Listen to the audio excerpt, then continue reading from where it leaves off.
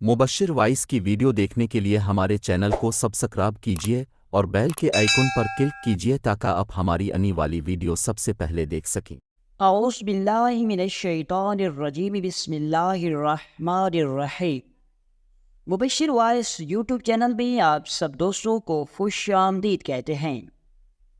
दोस्तों, एक ताजिर सुल्तान सलाहुद्दीन अयूबी के पास हाजिर हुआ और फरमाया, सुल्तान मुअज़्ज़म, हमारे बाज़ार के अंदर एक अजीबो गरीब ताजिर है जो हर सुबह अपनी दुकान की सफाई करते वक्त जो भी कचरा वो बाज़ार के कोने में फेंकता है, उस कचरे के अंदर सोने के सिक्के मौजूद होते हैं।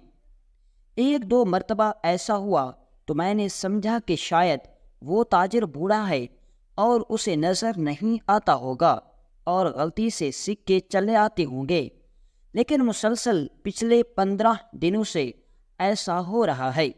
वो जब भी अपनी दुकान का कचरा फेंक कर जाता है तो जब मैं उस कचरे को देखता हूँ तो उसके अंदर सिक्के मौजूद होते हैं।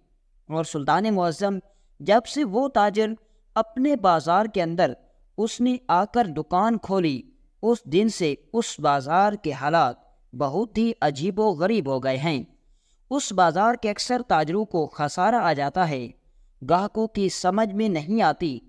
उस बाज़ार के अंदर अजीब हलचल हो गई है। ये सुनकर सुल्तान हैरान हुआ कि आखिर एक ताजिर जानबूझकर कचरे के अंदर सोने के सिक्के क्यों फेंकता होगा और फिर उसके आने से बाजार के अंदर हालात क्यों खराब हो गए। आखिर कचरे के अंदर सिक्के फेंकने और बाजार के हालात खराब होने के दरमियान क्या ताल्लुक है। सुल्तान सलाहुद्दीन अयूबी ने ताजिर को भेज दिया और खुद एक गाहक का भेस बदलकर सुल्तान उस बाजार के अंदर चले गए। अब सुल्तान इंतज़ार करने लगे कि कब वो ताजिर सुबह सवेरे अपनी दुकान खोलकर सफाई करने के बाद उस कचरे को उठाकर जब उस बाज़ार के कोने में फेंकेगा तो उस वक्त हकीकत का पता चल जाएगा। थोड़ी देर के अंदर वो ताजिर आया, उसने दुकान खोली, सफाई की और कचरा फेंकने के लिए बाज़ार के कोने में गया और उसने जैसे ही कचरा फेंका तो उसके अंदर सिक्के मौजूद थे। लेकिन जब सुल्तान सलाहुद्दीन अयूबी ने सिक्का उठाने के बाद पीछे मुड़कर देखा तो सुल्तान मोहतरम के पैरों तले ज़मीन निकल गई। दोस्तों, सुल्तान सलाहुद्दीन अयूबी एक दिन अपने 4 सिपाहियों के साथ तलवार बाजी की मशक कर रहे थे तो इतने में एक सिपाही सुल्तान के करीब आया और आकर खड़ा हो गया। सुल्तान सलाहुद्दीन अयूबी ने सिपाही को करीब खड़ा देखकर मशक को रोका और पूछा, ऐ सिपाही, क्या हुआ? उसने कहा, सुल्तान मुअज़्ज़म, मंसूरा शहर से 3 ताजिर आपसे मिलने के लिए आए हैं। सुल्तान सलाहुद्दीन अयूबी ने कहा, उन्हें दरबार के अंदर बिठाओ, मैं आ रहा हूँ। थोड़ी देर सुल्तान सलाहुद्दीन अयूबी तलवार बाजी की मशक करते रहे और उसके बाद तलवार को अपने म्यान में डाला और सुल्तान सलाहुद्दीन अयूबी दरबार के अंदर हाजिर हुए। सुल्तान ने जब दरबार के अंदर कदम रखा तो तीनों ताजिर आपस में सरगोशी कर रहे थे और वह ऐसी गहरी बातें कर रहे थे। उनको देखकर सुल्तान मोहतरम को महसूस हुआ कि ज़रूर कोई मसला बहुत पेचीदा है। सुल्तान मोहतरम अपनी नशिस्त पर बैठ गए और तीनों को सलाम किया और उन्होंने सलाम का जवाब दिया। फिर उन्होंने सुल्तान के हाथ पर बैयत की और उसके बाद सुल्तान मुअज़्ज़म ने उन तीनों ताजिरों से आने की वजह दरियाफ्त की तो उन तीनों में से एक ताजिर बोल पड़ा। उसने कहा, सुल्तान मुअज़्ज़म, हम मंसूरा शहर के बाज़ार से आए हैं। सुल्तान मुअज़्ज़म, हम जिस गांव के अंदर रहते हैं उस गांव से मंसूरा के बाज़ार तक का फासला बहुत ज़्यादा है। हमें बाज़ार तक पहुँचते पहुँचते तकरीबन आधा दिन लग जाता है। जब हम अपने बाज़ार के अंदर पहुँचते हैं तो उस वक्त हमारी दुकानदारी का, हमारे कारोबार का वक्त ख़त्म हो चुका होता है और फिर शाम को अंधेरा छाने से पहले हमें अपने कारोबारों को बंद करना पड़ता है क्योंकि हमारे पीछे बच्चे अकेले होते हैं और हमें घर तक पहुंचने के लिए भी वक्त से पहले निकलना पड़ता है। सुल्तान मुअज़्ज़म, इस तरह हम ना अच्छा कारोबार कर सकते हैं نہ ہی ہمارے بازار کے حالات بہتر ہو رہے ہیں۔ یہ سن کر سلطان صلاح الدین ایوبی نے کہا، پھر میں آپ کی کیا خدمت کر سکتا ہوں؟ تو ان تینوں تاجروں نے کہا، حضور ہماری عرض اتنی ہے کہ اگر آپ منصورہ شہر کے اندر ہمارے گاؤں کے پاس میں بازار بنوا دیں تو ہم اس بازار کو کامیاب کرنے میں آپ کا بھرپور ساتھ دیں گے، لیکن وہاں بازار بنانے کے لیے ہمیں زمین درکار ہوگی جو کہ وہ سرکار کے قبضے میں ہے، اور بازار بنانے کے لیے تھوڑا بہت خرچہ بھی سرکاری خزانے سے خرچ کیا جائے۔ یہ سن کر سلطان نے کہا، میں اپنے ایک مشیر کو بھیجوں گا، وہ آ کر جگہ کو دیکھے گا اور آبادی کو دیکھے گا، اگر وہ جگہ بازار بنانے کے لیے موزوں ہوئی تو وہاں ضرور بازار قائم کیا جائے گا۔ سلطان صلاح الدین ایوبی نے ان تینوں تاجروں کو رخصت کر دیا اور وہ تینوں تاجر امید لے کر چلے گئے۔ ایک دن بعد سلطان صلاح الدین ایوبی نے ایک چھوٹا سا سپاہیوں کا دستہ تیار کیا، جس کے اندر سلطان کا ایک مشیر، ایک وزیر، 3 محافظ شامل تھے۔ سلطان نے اس دستے کو اس بستی کی طرف روانہ کر دیا۔ جب وہ 5 آدمیوں کا دستہ اس بستی کے اندر پہنچا تو ان تینوں تاجروں نے سلطان کے بھیجے گئے سپاہیوں کو جگہ دکھائی۔ سلطان کے مشیر نے جب اس جگہ کو دیکھا تو وہ جگہ بازار کے لیے بہت اچھی لگی، اور دوسری طرف اس کے دماغ میں یہ خیال آیا کہ اگر اس جگہ بازار قائم ہو جاتا ہے تو جو ہمیں صلیبیوں کے بازار سے قافلہ گزرنے کے لیے محصول دینا پڑتا ہے، ہمیں وہ بھی محصول نہیں دینا ہوگا، اور اسی طرح ہم جتنا بازار پر خرچ کریں گے وہ ہماری لاگت 1 سال سے پہلے واپس منافع کی صورت میں آ جائے گی۔ مشیر اپنے سپاہیوں کے ساتھ محل لوٹا، سلطان کو سارا ماجرا بیان کیا۔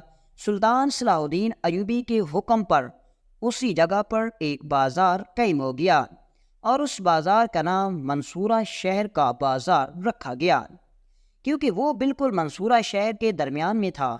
شروع میں اس بازار کے اندر اتنا زیادہ دکانیں نہیں تھیں، لیکن ان تینوں تاجروں اور سلطان کی کوششوں سے چند ہی ماہ کے اندر وہ بازار اپنے علاقے کا سب سے بڑا بازار ہو گیا۔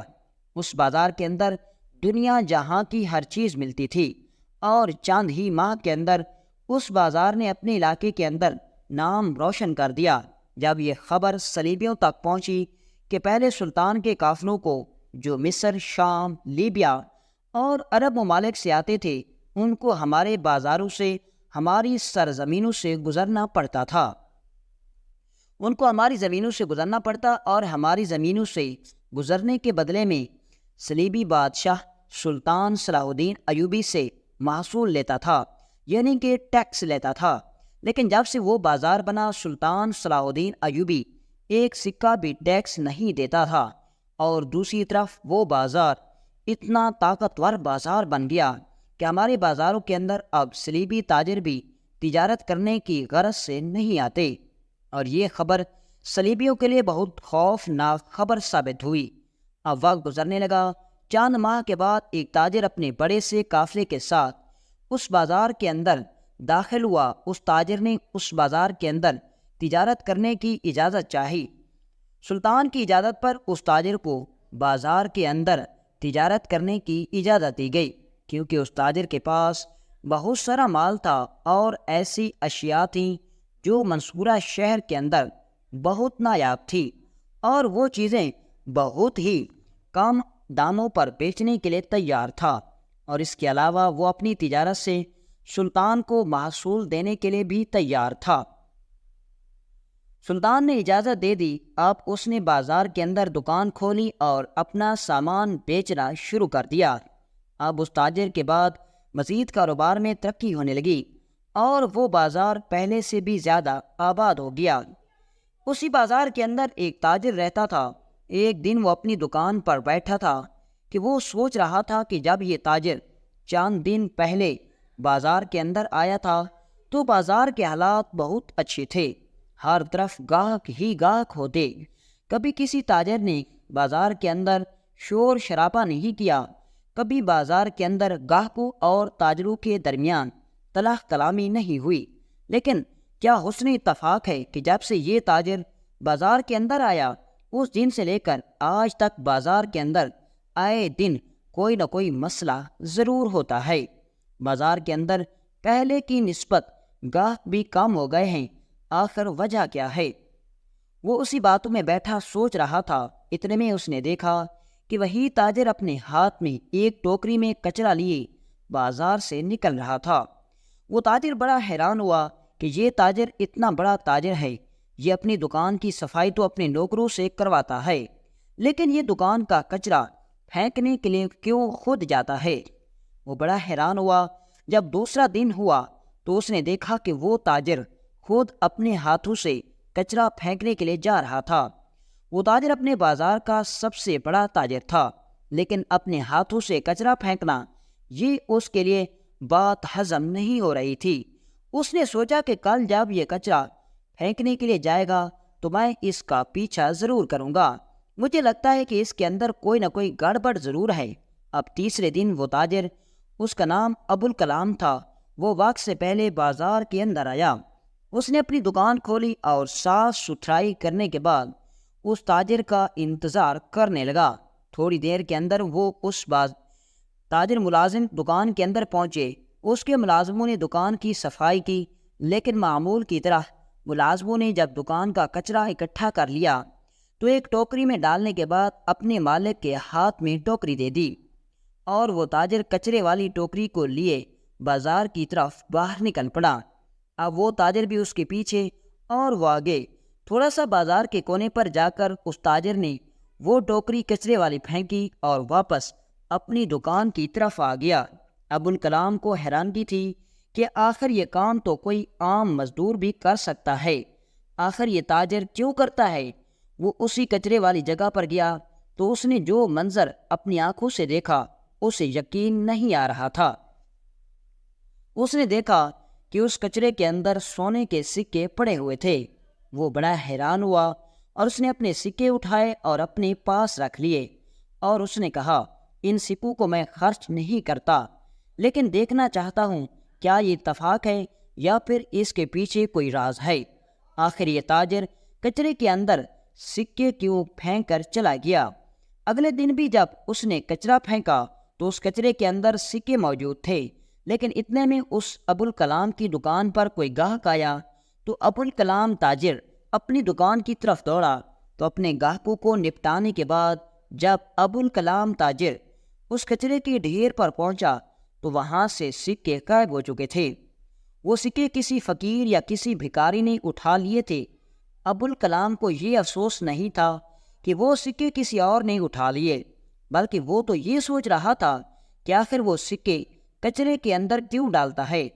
وقت گزرتا رہا، تقریباً 4 سے 5 دن تک مسلسل ایسا ہوتا رہا، لیکن اس کی سمجھ میں کچھ نہ آیا کہ آخر یہ سب کرنے کے پیچھے ماجرا کیا ہے۔ اب ابوالکلام تاجر کی سمجھ میں کچھ نہ آیا تو وہ یہ شکایت لے کر بازار کے اندر تاجروں کے سردار کے پاس گیا اور اس سے کہا، حضور یہ ماجرا میں مسلسل 5 سے 6 دنوں سے دیکھ رہا ہوں، آپ ہی بتائیے کہ کوئی تاجر کوڑا کرکٹ کے اندر یعنی کہ کچرے کے اندر سونے کے سکے کیوں پھینکے گا؟ آخر اس کے پیچھے کوئی وجہ تو ہوگی۔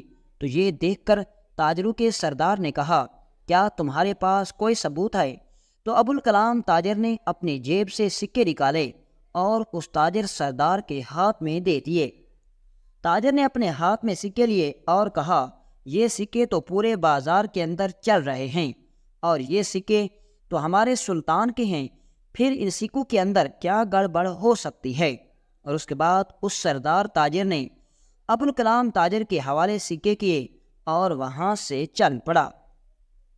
اب دوسرے دن ابوالکلام تاجر نے دیکھا کہ وہی تاجروں کا سردار جو آج سے پہلے کبھی کسی تاجر کا کوئی مسئلہ درپیش ہوتا تو وہ اس کے مسئلے کو حل کرتا، لیکن اس دن وہی تاجروں کا سردار ایک گاہک کے ساتھ الجھ پڑا، اور حتیٰ کہ اس نے گاہک کو 2 تھپڑ بھی رسید کر دیے، اور یہ سارا ہجوم پورے بازار کے اندر اکٹھا ہو گیا۔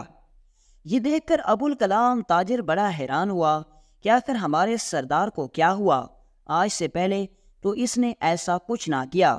وقت گزرنے لگا اور ہر روز کوئی نہ کوئی تاجر کسی نہ کسی گاہک یا کسی دوسرے تاجر کے ساتھ الجھ پڑتا۔ ابوالکلام تاجر کی سمجھ میں نہیں آ رہا تھا کہ چند دن پہلے بازار کا نظام بہت اچھی طرح چل رہا تھا، آخر یہ چادروں کو کیا ہوا؟ اب وقت گزرنے لگا اور ابوالکلام تاجر شہر کے قاضی کے پاس گیا اور اس سے کہا، قاضی صاحب، جس بازار کو تعمیر کرنے میں ہمارے بازار کے 3 تاجروں کی کاوش شامل تھی اور سلطان صلاح الدین ایوبی نے ہزاروں سکے خرچ کر کے اس بازار کو بنوایا اور وہ بازار کئی لوگوں کا روزگار بنا ہوا ہے، لیکن پچھلے چند دنوں سے بازار کے حالات بہت خراب ہو گئے ہیں۔ آئے روز کوئی نہ کوئی تاجر کسی نہ کسی گاہک کے ساتھ الجھ پڑتا ہے اور جس کی وجہ سے اب بازار کے اندر گاہکوں کی تعداد بھی کم ہو گئی، اور مجھے شک ایک تاجر پر ہے۔ جب سے وہ تاجر بازار کے اندر آیا تو چند دن تو بازار کا نظام اچھی طرح چلتا رہا، لیکن چند دن بعد سے لے کر آج تک بازار کا نظام بگڑتا جا رہا ہے۔ اور پھر اس نے قاضی کو یہ بھی بتایا کہ وہ تاجر صبح سویرے دکان کا کچرا جب بازار کے کونے میں پھینکتا ہے تو اس کے کچرے کے اندر سونے کے سکے موجود ہوتے ہیں، اور 1-2 مرتبہ ایسا نہیں ہوا بلکہ کئی مرتبہ ہو چکا ہے۔ یہ سن کر قاضی بھی بڑا حیران ہوا اور کہا، لگتا ہے یہ مسئلہ بہت پیچیدہ ہے، لہٰذا ہمیں یہ مسئلہ لے کر وقت کے سلطان صلاح الدین ایوبی کے پاس جانا چاہیے۔ ابوالکلام تاجر نے کہا، ٹھیک ہے قاضی صاحب۔ اب قاضی صاحب اور ابوالکلام تاجر سلطان صلاح الدین ایوبی کے محل کی طرف چل پڑے۔ جب وہ دونوں محل کے دروازے پر پہنچے تو سپاہیوں نے بتایا کہ شاہی قاضی کسی بھی مسئلے کا حل نکالنے کے لیے موجود ہیں، لیکن سلطان صلاح الدین ایوبی جنگی محاذ پر چلے گئے ہیں اور تقریباً سلطان صلاح الدین ایوبی 3 دن کے بعد واپس لوٹیں گے۔ قاضی اور ابوالکلام نے 2 دن کا سفر کیا ہوا تھا، اور اگر وہ واپس جاتے تو ان کو دوبارہ 2 دن کا سفر کرنا پڑتا، اور پھر آتے آتے انہیں 2 دن مزید لگ جاتے۔ لہٰذا قاضی نے کہا کہ قہرہ کے اندر میرا ایک دوست رہتا ہے، ہم اسی کے پاس چلتے ہیں اور 2 دن اسی کے پاس رہیں گے، اور جب سلطانی معظم واپس لوٹیں گے تو سلطان کی خدمت پہ حاضر ہو جائیں گے۔ ابوالکلام تاجر نے کہا، ٹھیک ہے قاضی صاحب۔ اور دونوں قاضی کے دوست کے پاس چلے گئے۔ 3 دن گزرے تو قاضی کو خبر ملی کہ سلطان کا قافلہ قہرہ شہر کی حدود کے اندر داخل ہو گیا ہے۔ قاضی اپنے گھوڑے پر سوار ہوا اور ابوالکلام تاجر کو ساتھ لے کر سلطان کی خدمت میں حاضر ہو گیا۔ جب وہ پہنچا تو سلطان صلاح الدین ایوبی محل کے اندر موجود تھے اور فتح کا جشن منایا جا رہا تھا۔ تو اتنے میں قاضی صاحب نے اندر آنے کی اجازت چاہی۔ دروازے پر موجود کھڑے سنتریوں نے قاضی کو اندر جانے کی اجازت دی، لیکن ابوالکلام تاجر کو روک دیا۔ تو قاضی نے کہا، اسے آپ میرے ساتھ آنے دیجیے۔ قاضی صاحب کے کہنے پر سلطان کے سپاہی نے ابوالکلام تاجر کو بھی اندر آنے دیا۔ اب وہ دونوں سلطان کی خدمت میں حاضر ہوئے اور قاضی نے سلطان صلاح الدین ایوبی کو منصورہ بازار کے مکمل حالات و واقعات کے بارے میں بتایا، اور اس تاجر کے بارے میں بھی بتایا کہ سلطان معظم اس تاجر کی اس عجیب و غریب حرکت نے ہمیں حیرت میں ڈال دیا ہے۔ آخر کون سا ایسا تاجر ہوگا جو کچہرے کے اندر ہر روز سینکڑوں سکے پھینک کر چلا جاتا ہے؟ اور سب سے حیرانی کی بات یہ ہے کہ جب سے وہ یہ سکے پھینکنے لگا ہے، اتفاق ہے یا اس کے پیچھے کوئی راز ہے، اس دن سے بازار کے حالات خراب ہو گئے ہیں۔ یہ سن کر سلطان صلاح الدین ایوبی نے کہا، کیا وہ سکے تمہارے پاس موجود ہیں؟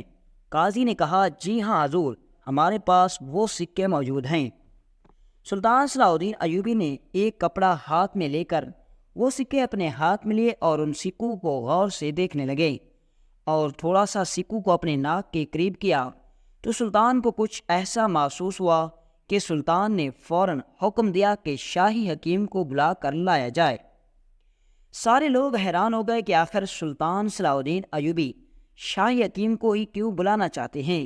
کیا ان سکوں کو کوئی تکلیف ہے جو شاہی حکیم علاج کریں گے؟ تھوڑی دیر گزری شاہ حکیم سلطان کی خدمت میں حاضر ہوا اور سلطان صلاح الدین ایوبی نے شاہ حکیم میں 2 سکے دیتے ہوئے کہا، ان 2 سکوں کو سونگھو۔ شاہ حکیم نے جیسے اس سکوں کو سونگھا تو حکیم کا رنگ بدلنے لگا۔ وہ اتنا حیرت میں تھا کہ سارے درباری حکیم کو دیکھ کر پریشان ہو گئے۔ کسی کو کچھ سمجھ نہیں آ رہا تھا کہ آخر سکے کے اوپر ایسی کیا چیز لگی ہوئی ہے کہ جو اس کو دیکھتا ہے اس کا رنگ اڑ جاتا ہے۔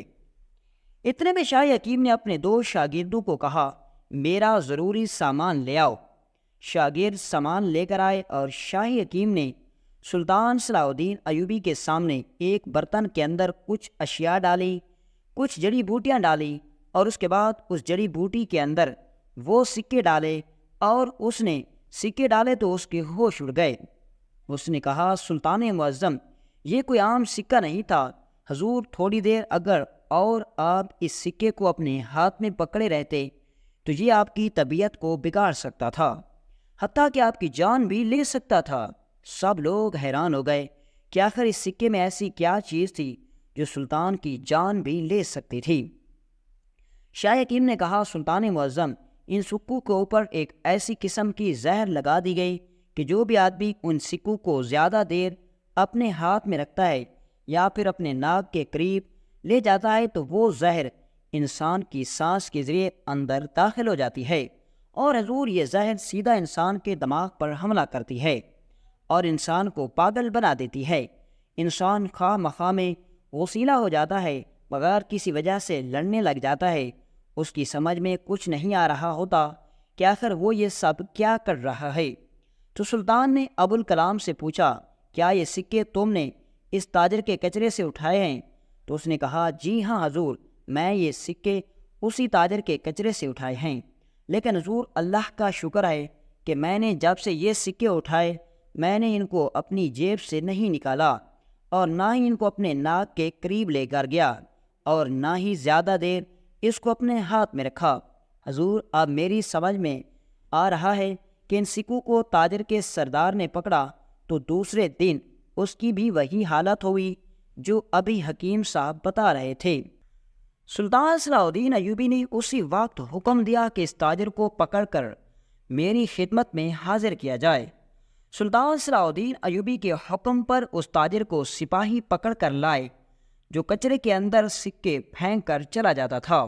سلطان نے کہا، بتاؤ تم کون ہو اور تمہارا ارادہ کیا ہے اور تم کس گروہ سے تعلق رکھتے ہو؟ اس نے کہا، حضور میں تاجر ہوں اور فلاں گاؤں سے تجارت کرنے کے لیے آیا ہوں۔ سلطان نے کہا، اگر تم نے سچ نہ بتایا تو پھر تمہیں کھولتے ہوئے پانی میں ڈالا جائے گا۔ اس نے کچھ بھی سلطان کو نہ بتایا تو سلطان نے حکم دیا کہ اس آدمی کو کھولتے ہوئے پانی میں ڈال دو۔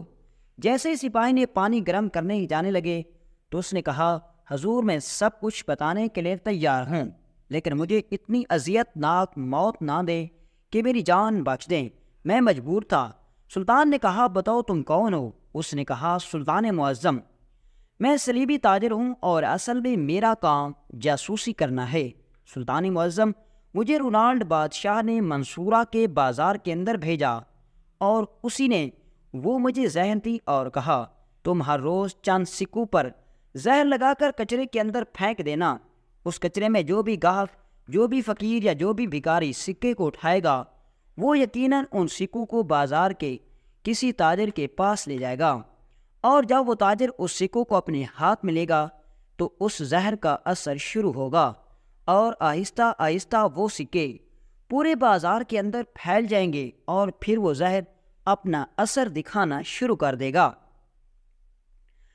اس بازار کے جتنے بھی تاجر ماہر اور کامیاب تاجر ہیں ان کا دماغ خراب ہو جائے گا، کیونکہ یہ زہر ان کے دماغ پر حاوی ہو جائے گا۔ وہ خواہ مخواہ میں گاہکوں سے الجھنا شروع ہو جائیں گے۔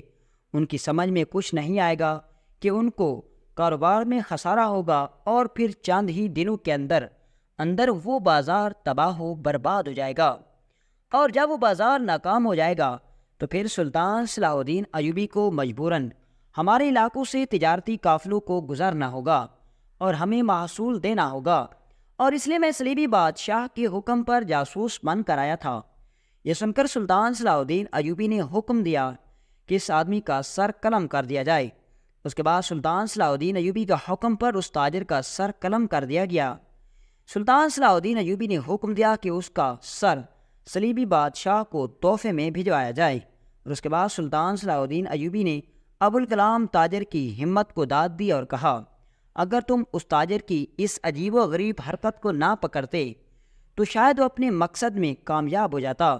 اور اس کے بعد سلطان صلاح الدین ایوبی نے حکم دیا کہ اس بازار کے اندر جتنے بھی تاجروں کے پاس وہ سکے موجود ہیں، ان سارے سکوں کو ایک خاص قسم کی جڑی بوٹیوں سے دھلایا جائے، جس سے اس کا زہر کا اثر ختم ہو جائے۔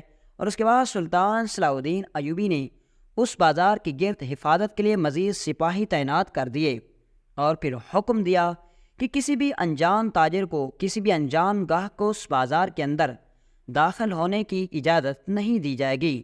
اور اسی طرح سلطان صلاح الدین ایوبی کی عقل مندی کی وجہ سے اور اس ابوالکلام تاجر کی ہمت کی وجہ سے وہ صلیبی جاسوس پکڑا گیا۔